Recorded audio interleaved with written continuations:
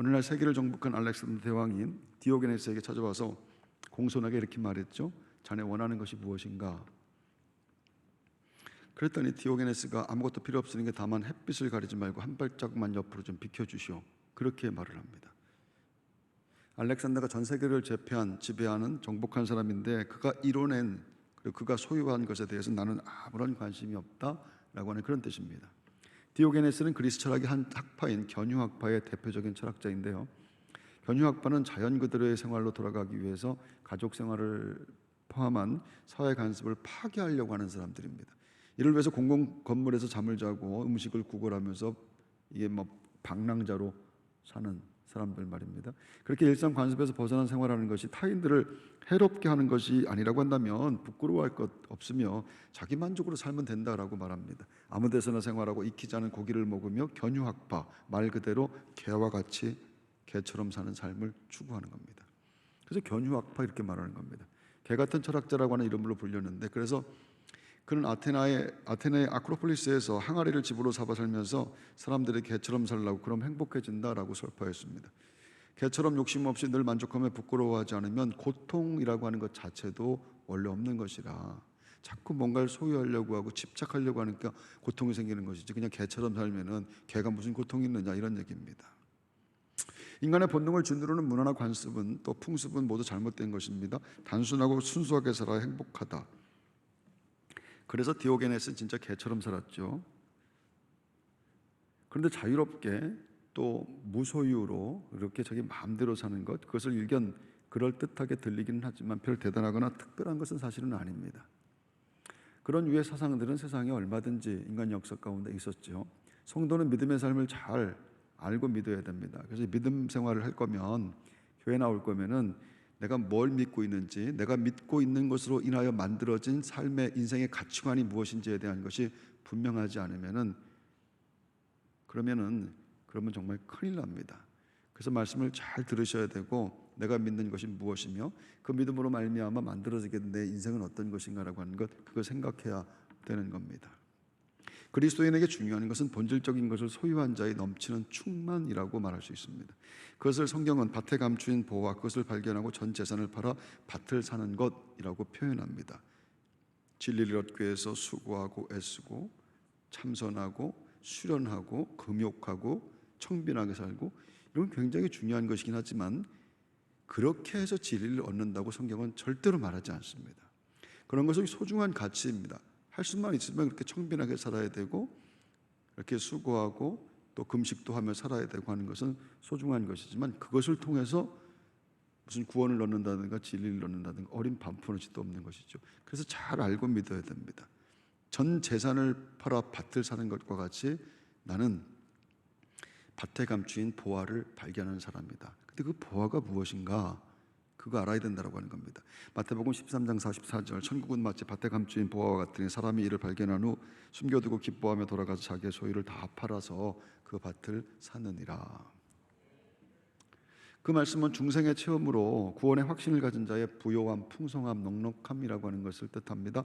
세상에서 가장 비싼 것을 나는 소유했습니다. 세상에서 가장 귀한 것을, 세상 모든 것을 합해도 비교가 안 되는 그것을 나는 소유했습니다. 그런 뜻입니다. 그래서 성도는 구원받아 천국의 확신이 분명하다면 사람들이 만들어낸, 다른 사람들이 만들어내는 무기, 재산이나 명예나 힘이나 외모, 이와 같은 것에 대해서 집착할 수가 없는 겁니다. 그런 것들과 비교될 수 없는, 그런 것들과 절대 비교가 될 수 없는 엄청난 것을 소유했다라고 스스로 인식하고 있기 때문에 말입니다. 천국이라 불리는 밭에 감추인 보화, 영원한 생명, 하나님의 자녀된 신분, 이런 건 말입니다.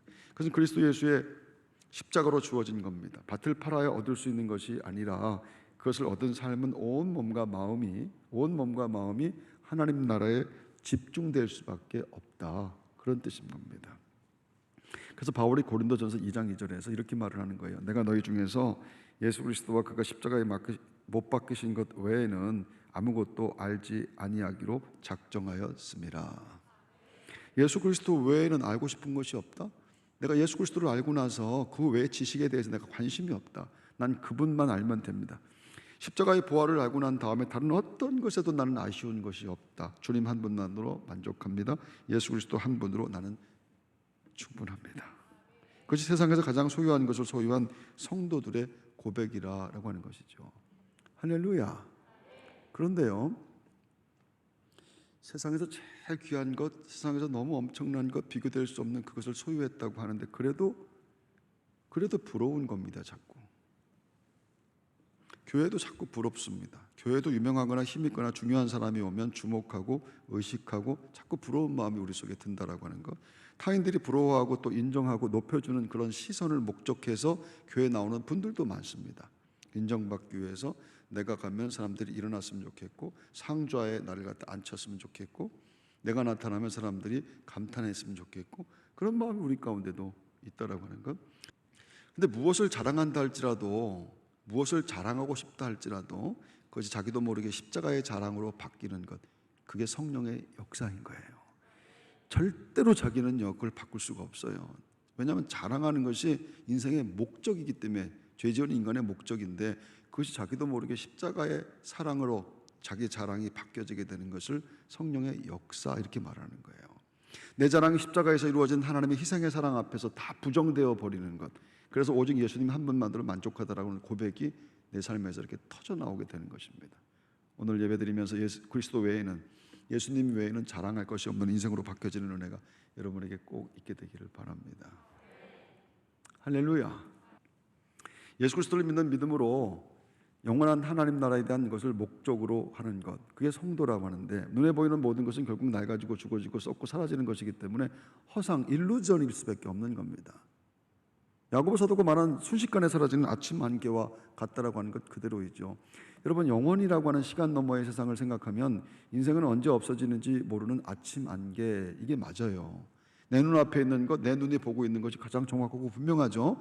여러분 영상으로 보고 있는 분들이나 아니면 지금 여러분들이 보고 있는 분들이나, 여러분 눈앞에 뭐가 보여요? 지금 십자가가 보이고, 강대상이 보이고, 목사가 보이고, 마이크가 보이고, 마스크는 안 보이나? 자기가 낀 거니까 눈에 보이지 않습니까? 지금 이게 가장 정확하고 이게 가장 분명하면 이게 진리다, 이렇게 믿고 살아가는데 부인할 수 없는 사실입니다. 그렇지만은 눈앞에 지금 내가 보고 있는 그것이 어떤 것이라 할지라도 나 자신을 포함해서 지금 이 순간도 낡아지고 사라집니다. 지금 이 순간도 급속도로 여러분의 얼굴은 늙어가고 있습니다. 지금 이 순간에도 급속도로 영원할 것 같은 내 눈에 보이는, 내 귀에 들리는, 내 손에 잡히는 이것이 지금도 썩어지고 없어지고 있는 것을 부인할 수가 없다라고 하는 겁니다. 인간은 그것을 알아요. 그리고 인간만 그것을 압니다. 거울을 볼 때마다 달라지는 것을 스스로 확인하기 때문이죠. 여러분 작년에 얼굴을 볼 때 여러분 얼굴하고 오늘 본 얼굴, 여러분의 얼굴이 같습니까? 근데 그것을 스스로 확인할 수밖에 없는 것인데, 그래서 소망을 두면 안 된다라고 하는 거예요. 달라지고 변하는 것, 그것에 소망을 두면 그 소망은 결국 흔들리게 될 수밖에 없는 것인데, 소망이 흔들린다? 그것은요 내 인생이 흔들린다는 뜻입니다. 진리가 아닌 것에 소망을 두는 것은 결국 무너진다라고 하는 뜻인데, 무너지지 않는 것이 어디에 있어요? 그런데 알면서도 소망이 자꾸 그것에 심겨지는 거예요. 그걸 분명히 알면서도 소망이 거기에 자꾸 심겨지는 것, 겉사람이 자꾸 허상에 속아버리는 것, 그것이 인생의 비극인 겁니다. 그래서 인생은 들어보면 다 후회인 거예요. 누구나 다 후회하면서 그럴 걸 하면서, 그걸 알면서 보면서도 자신의 삶도 그렇게 나아가지 않습니까? 눈에 보이는 것, 귀에 들리는 것, 손에 잡히는 것, 이게 진리라고 생각했는데 이게 일루전이라, 이게 그냥 허상이라, 이 허상이고 아침 안개 같은 거 없어지는 것이라. 건국대학교 간호학과 학생들이 노인 체험을 했는데 늙으면서 변화되는 육신을 미리 체험해 보자라고 하는 것이었습니다. 실험은 시야가 뿌옇게 되는 황화 현상과 녹내장을 체험하는 안경을 쓰고 근육과 관절의 움직임을 둔화시키는 팔과 무릎 억제대, 그리고 척추 관절의 노화를 체험하는 등 억제대를 차례차례 착용하는 것으로부터 시작됐다고 합니다. 근력과 움직임이 저하된 노인의 몸을 체험하기 위해서 팔목과 그리고 발목에는 이렇게 주렁주렁 모래주머니를 찼습니다. 체험 장비를 모두 착용하자 20대 이 학생들은, 대학생들은 어느새 80대 노인의 몸으로 변신합니다. 첫 체험은 현관에서 신발을 갈아 신는 것이었다고 하는데, 특수 안경을 써 눈앞은 뿌옇고 팔과 무릎 억제대 탓에 몸을 가누기가 힘듭니다. 신발을 갈아 신는 간단한 일인데 신발을 몇 번이나 떨어뜨려서 신발 벗는 것이 시간이 너무 많이 걸린다고 하는 거예요. 신발을 갈아 신은 다음 집 안으로 들어서는데 시야가 흐리고 좁아져서 서로 부딪히기 일수라고 하는 겁니다. 왜 노인들이 자꾸 부딪히고 왜 노인들이 바로 앞에 있는 것을 보지 못할까 생각하는데 말입니다. 정수기 물을 마시기 위해서 일회용 위생컵을 꺼내는 것도 쉽지 않습니다. 어렵게 꺼낸 위생컵에 따른 물은 제대로 입으로 들어가지 않고 옆으로 자꾸 질질 흘리게 됩니다. 왜 할머니도 할아버지든 자꾸 물을 마셔도 옆으로 흘리고 밥을 먹어도 밥을 붙이고 다니고 왜 자꾸 저렇게 입으로 들어가지 않고 다른 데로 손이 가는가 몰랐는데 예전에는. 촉각이 무뎌지고 관절 움직임이 유연하지 않기 때문이죠. 바닥에 앉았다 일어나기 위해서는 온 몸을 써야 됩니다. 특히 손목에 힘이 많이 들어가게 되면 앉았다 일어날 때 아이고 소리가 절로 나옵니다. 왜 할머니들이 앉았다가 일어날 때 그렇게 소리를 지르고 기합을 쓰며 그렇게 아이고 하는지를 이제서 알게 됩니다. 경적 소리를 들으면 지하철과 자동차가 멀리서 다가오는 것처럼 느꼈는데 바로 앞에 그 소리가 있는 겁니다. 할머니 할아버지들이 경적 소리를 듣지 못하고 차 사고가 자꾸 나게 되는 것도 왜 그런지 비로소 알게 됩니다. 저렇게 멀리서 들렸던 것인데 바로 옆에서 들리는 것을 듣지 못하기 때문에 말입니다. 온몸의 기능이 전부 저하되어 20대에서는 절대 이해할 수 없는 상황이 되는 것인데 학생들은 120분간 노인 체험을 하고 집에 계신 할머니를 생각했다고 하죠. 할머니가 그렇게 힘든 것을 나는 몰랐습니다. 우리 할머니가 그렇게 힘들어하는 것은 나는 몰라서 그래서 할머니 죄송해요 라고 말하며 울었다고 합니다. 나는 아버지가 그런 줄 몰랐습니다. 어머니가 그러신 줄 몰랐습니다. 그렇게 힘들어 하시는 줄, 그렇게 노인된 우리 할머니 할아버지가 그렇게 어려워하시는 줄 나는 몰랐습니다. 그렇게 인간의 육신은 속절없이 낡아집니다. 동창회 운동회 가서 달리기 하다 심장마비 와서 죽는 사람 되게 많습니다. 나이가 80이 넘었는데 팔굽혀펴기 100개씩 한다고 막 자랑하고 그러면 안 됩니다. 한 방에 갑니다. 운동한다고 아파트 고층을 계단으로 막 걸어 올라다니고 그러면 안 됩니다. 늙어가면 신체의 모든 기능이 떨어지고 기억력도 떨어져서 아들 이름도 생각이 안 납니다. 아무도 아니라고 할 수 없는 것은 누구도 예외가 없기 때문이죠. 눈에 보이는 것이 진짜 진리인가 그러면? 눈에 보이는 것이 진짜 진리인가? 보편적 인간에 죽지 않으려고 하는 것, 늙지 않으려고 하는 것, 이생과 육신, 수호, 의지와 집착은 끝이 없지만 다 소용없습니다. 모두가 결국 늙고 죽습니다. 그렇다면 소망이 없는 것이 맞죠. 아무리 잘 나가도, 아무리 높아졌어도, 아무리 지금 풍성하고, 아무리 잘 들으세요. 아무리 젊어도 마찬가지예요. 아무리 예뻐도 마찬가지예요. 잘난 척하지 말란 얘기. 잘난 척하지 마. 이쁘다고. 이거 금방 이게 얼마 안 남았다 그런 얘기입니다. 그러면 소망이 없는 것인데 성경은 아니라고 얘기를 하네요. 그래서 성경 말씀을 잘 들으셔야 됩니다. 성경은 아니라고 얘기해요. 낙심하지 않는다고 말합니다. 소망이 다 사라져도, 세상 소망이 다 사라져도 낙심하지 않습니다. 고린도후서 4장 16절 그러면 우리가 낙심하지 아니하노니 우리의 겉사람은 낡아지나 우리의 속사람은 크게 아멘할 준비하십시오. 날로 새로워지도다. 날마다 새로워지는 속사람 때문에 낙심하지 않습니다. 속사람은 무엇이고 그것이 날마다 새로워진다라고 하는 것은 도대체 무슨 뜻인가? 어떻게 인생이 날마다 새로워질 수가 있겠는가? 날마다 늙어가는 것뿐이지 어떻게 새로워질 수가 있겠는가? 오늘 예배하며 그 말씀이 우리에게 이루어져야 됩니다. 내가 겉사람으로 사는 존재가 아니라 예수 그리스도를 말미암아서 이제 속사람으로 살게 된 인생인 것을 다시 한번 깨닫고 발견하는 은혜가 여러분 모두에게 있게 되기를 바랍니다. 영국의 시인 존 밀턴은 평생에 자랑하고 싶은 2권의 책을 썼는데 1652년부터 시력을 잃기 시작하게 됩니다. 시력을 잃기 시작한 그는 진정한 신앙 고백의 책을 남기게 되는데 바로 그의 말년의 믿음의 고백으로 1667년에 쓴 신락원, 그 잃어버린 에덴 동산, 그리고 1671년에 쓴 복락원, 되찾은 에덴 동산, 이 2권의 책입니다. 이 2권의 책을 통해서 밀턴은 에덴 동산을 잃어버린 인간의 비극과 예수 그리스도를 통해 에덴을 회복하는 소망의 이야기를 그려놓게 됩니다. 에덴 동산에 4강이 있었습니다. 4대강. 하여튼 요즘에 얘기되는 그 4대강 말고 에덴 동산에 그 4대강이 있었다라는 것이죠. 그래서 생육과 번성, 발전과 성장을 의미하는 비손강이 있었고 막히지 않고 터져나온다는 기혼강, 기운차고 에너지 넘치는 히데겔강, 그리고 마지막으로 결실과 풍요로움을 뜻하는 유브라데강, 창세기 2장부터 2장 10절부터 14절까지 나오는 소개된 강들의 이름입니다. 그 강들은 에덴 동산에서 흘러나와 4근원이 되었다고 얘기를 하죠. 그 강으로부터 모든 인간의 삶의 풍요로움과 넉넉함이 시작됩니다. 창세기 2장 10절 강이 에덴에서 흘러나와 동산을 적시고 거기서부터 갈라져 내 근원이 되었으니. 그래서 그 강들을 통해서 사람들이 살아나고 그 강들을 통해서 사람들이 풍요로움을 체험하고 그 강들을 통해서 충만해지게 되는데, 그런데 어느 날 그 강들이 인간의 죄 때문에 에덴과 더불어서 숨겨졌습니다. 실낙원, 에덴과 더불어서 낙원을 잃은 것처럼, 에덴을 잃은 것처럼 그 강들이 숨겨졌다. 어느 순간부터 그 강들이 없어진 거예요. 그래서 인간의 삶은 메마르고 초라하며 목마르게 되었습니다. 그 누구도 예외가 아니에요. 아무리 높아졌어도, 아무리 돈이 많아도 다 마찬가지입니다. 메마릅니다. 아무리 높아져서도 초라합니다. 아무리 유명해져서도 자꾸 절망이 나오고 낙심이 생겨나게 되고 살 수가 없는 거예요. 아무리 많은 것, 좋은 것을 먹는다 할지라도 이 타는 듯한 목마름, 이거 채워지지 않는 이거를 갖다가 어떻게 할 수가 없는 거예요. 그래서 사람들이 이해할 수 없는 일들이 일어나죠. 세상의 모든 것들을 다 가진 사람이, 제일 높은 사람이 극단적인 선택을 하는 일들이 얼마나 많이 일어나는지 모릅니다. 메마르고 초라하며 목마르게 되었다, 성경이 말하는 겁니다. 이사야 선지자는 인간이 하나님의 명령과 규례를 따라 살았다면 그 강들의 평화가 넘쳤을 것이라 이렇게 말하는 겁니다. 이사야 48장 18절, 네가 나의 명령에 주의하였더라면 네 평강이 강과 같았겠고 네 공의가 바닷물결 같았을 것이며. 이사야는 그 4대 강이 다시 회복될 것에 대해서 예언을 합니다. 그것은 예수 그리스도의 십자가로 이루어진 강의 회복을 의미했는데, 그러니까 십자가에서 흐르는 피가 골고다 언덕을 흘러서 온 대지를 적시고 기다리는 사람들, 사모하는 사람들, 기대하는 사람들의 마음을 적시는 은혜의 강물이 된다, 이렇게 말하는 거예요. 그 강이 에덴의 축복을 회복해주는 치유의 강물이고 은혜의 강물이 됩니다.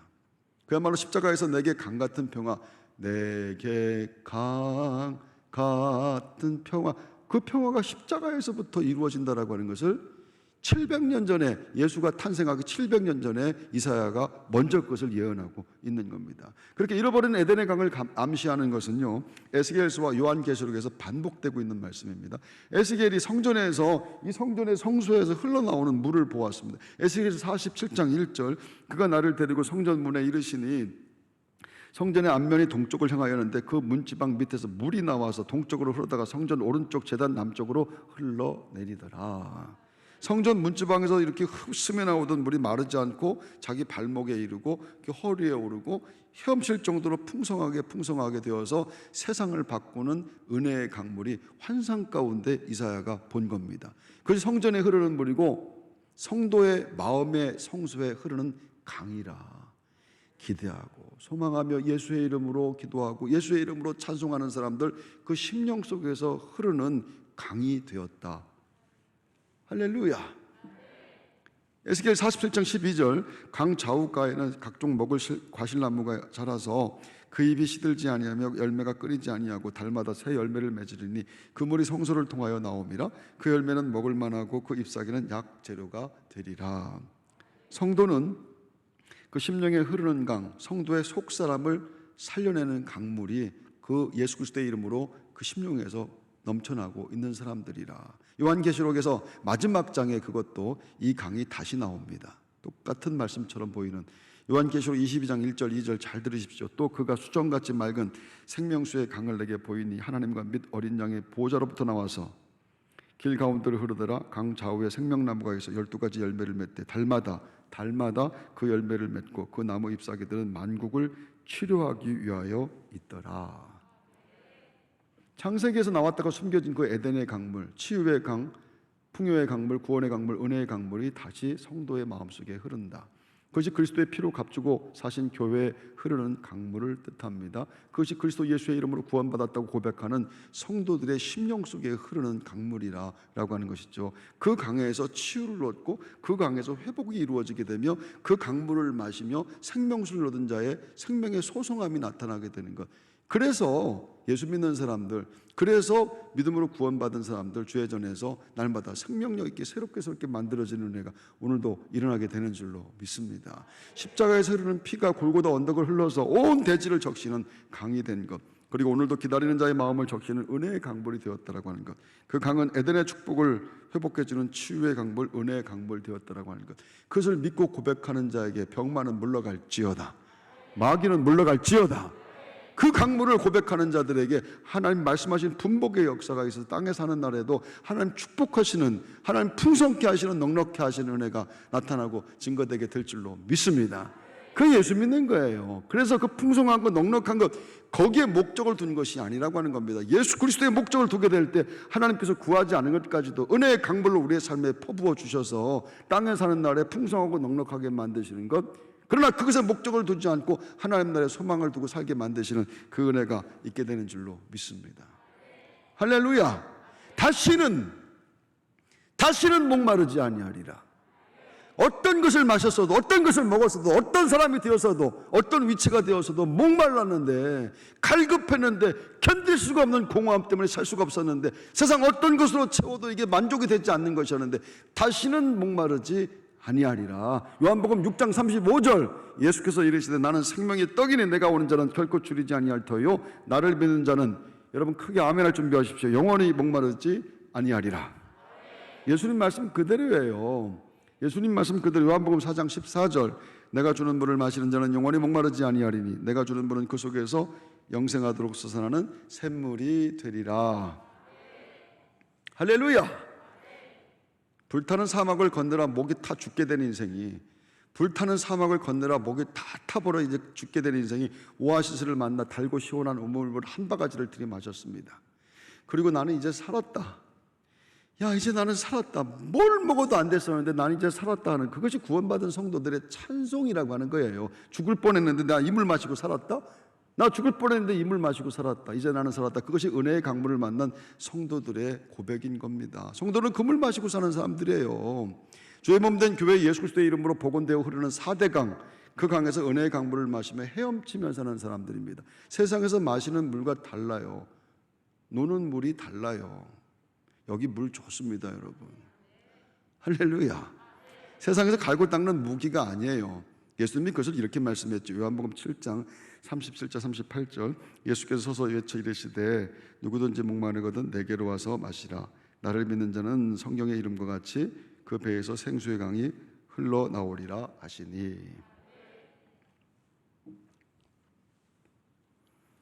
시간과 함께 창조된 세상은 영원한 하나님을 바라보라고 주신 하나님의 특별한 선물일 뿐입니다. 시간도 선물이고 또 시간과 함께 창조된, 시간에 따라서 낡아지고 죽어지고 없어지는 이 세상, 그것도 하나님을 바라보라고 하나님 주신 선물일 뿐이에요. 내 육신도 마찬가지고 내가 지금 소중하게 여기는 것, 그것이 어떤 것이라 할지라도 그것도 다 마찬가지예요. 그건 그냥 선물입니다.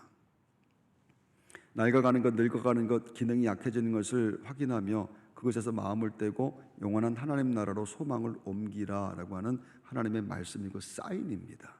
시간에 따라 낡아지고 죽어지는 것에 소망을 두지 말고 시간과 세상을 창조한 하나님을 깨닫게 하는 교보제와 같은 것이, 그것이 우리의 육신이고 우리의 세상이라. 예수 그리스도의 십자가로 생육과 번성, 막히지 않고 터져나오는 강, 기운차게 넘치어 결실과 풍요로움을 만들어내는 강물이 내 속에 흐릅니다. 삶이 좀 힘들어도 감염병으로 예배드리기가 참 어려운데 그래도 우리는 예배드립니다. 이렇게 교회가 욕을 먹고 이렇게 교회가 궁지에 빠지고 이렇게 온 국민이 교회를 욕하는 그런 때가 있을까? 더 이상 떨어질 데가 없을 것 같은데, 교회 다니는 것이 무슨 죄 짓는 것 같은 그런 시대를 우리가 살아가는데, 그래도 우리는 그 강에서 생수를 마시며 헤엄치는 사람들입니다. 그 날마다 살아나게 하시는 은혜, 하나님 이것도 극복하게 하시고 견뎌내게 하시며 버텨내게 만들어 주실 줄로 믿습니다. 하나님 화를 바꿔서 복으로 만들어 주실 줄로 믿고 하나님 이것도 견뎌낼 수 있습니다. 나는 성소에서 흐르는 은혜의 강물을 마시며 오늘도 내게 강 같은 평화를 노래하며 세상을 향해 나아갑니다. 하나님 은혜 찬송하는 사람들, 승리하는 분들 여러분 모두가 다 되시기를 주의 이름으로 축원합니다.